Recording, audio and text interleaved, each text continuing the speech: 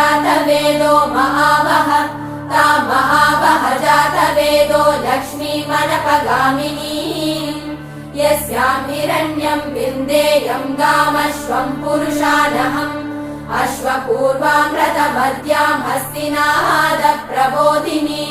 श्रियं देवीमुपह्वये श्रीर्महादेवीर्जुषताम् कांसोऽस्मितां हिरण्यप्राकारां मात्रां ज्वलन्तीं तृप्तां तर्पयन्तीं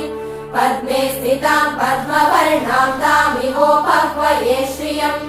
चन्द्रां प्रभासां यशसा ज्वलन्तीं श्रियं लोके देवचुष्टामुदारां तां पद्मिनीमीं शरणमहम्